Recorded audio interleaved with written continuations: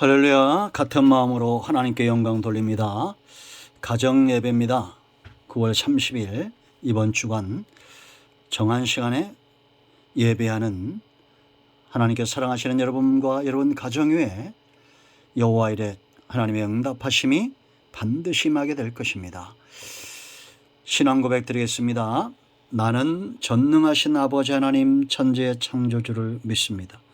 나는 그의 유일하신 아들 우리 주 예수 그리스도를 믿습니다.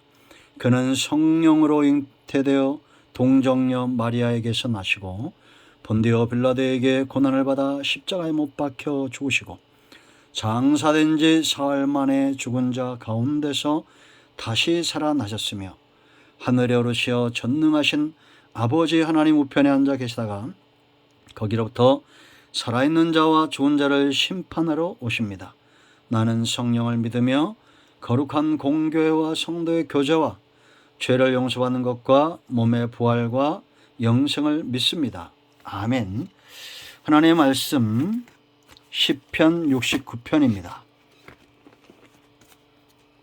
13절 말씀부터 18절까지 보겠습니다.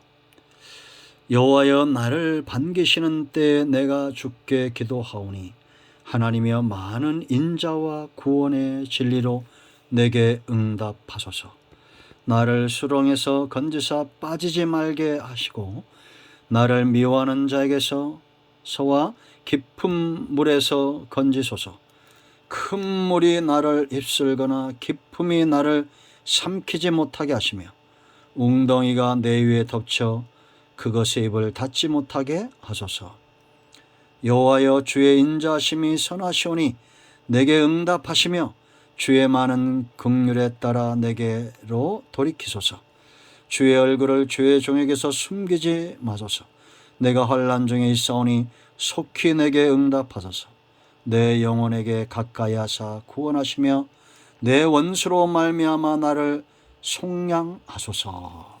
아멘.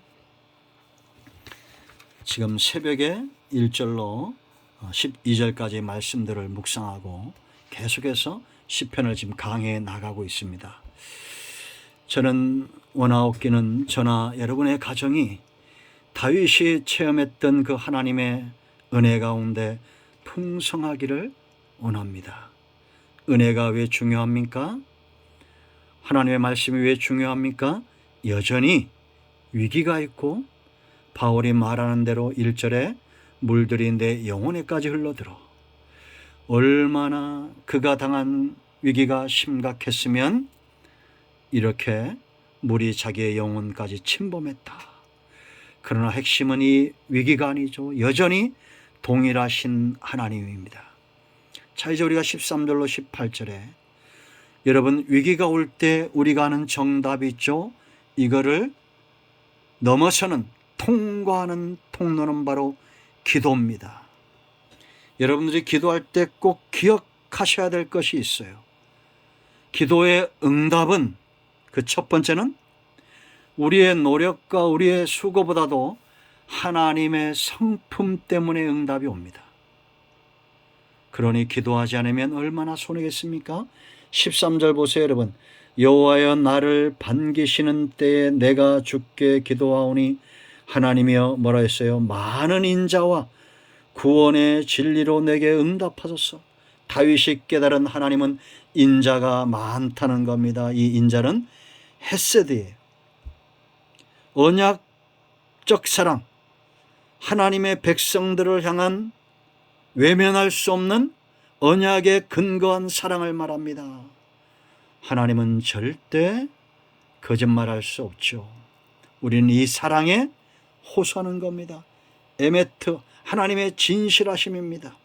약속의 말씀을 붙들고 기도하는 자들 반드시 응답이 있음을 봅니다. 그러므로 여러분, 기도의 자리에 두려움과 떨림과 응답지 않을 것 같은 절망으로 나아가지 마시고 하나님의 인자는 크시도다. 하나님의 인자는 많다. 하나님은 진실하시다. 이 거짓될 수 없는 사랑, 거짓될 수 없는 이 진실, 하나님의 속성을 의지하고 믿고 나아가십시오. 두 번째, 저와 여러분, 다윗과 저와 여러분 하나님의 백성들은 절대 수렁 가운데 빠질 수 없는 존재라는 겁니다. 14절 보세요. 여러분, 나를 수렁에서 건지사 빠지지 말게 하시고 나를 미워하는 자에게서와 깊은 물에서 건져서, 이 말씀의 내면의 내적인 뜻은 어떤 것이냐? 하나님은 절대 사랑하는 자를 수렁에 빠뜨려 죽게 하거나 미워하는 자에게, 원수들에게 빼앗기지 않는다는 겁니다. 큰 물이 나를 휩쓸거나 깊음이 나를 삼키지 못하게 하시며 웅덩이가 내 위에 덮쳐 그것의 입을 닫지 못하게 하소서. 하나님의 백성들은 절대 수렁에 빠질 수 없다.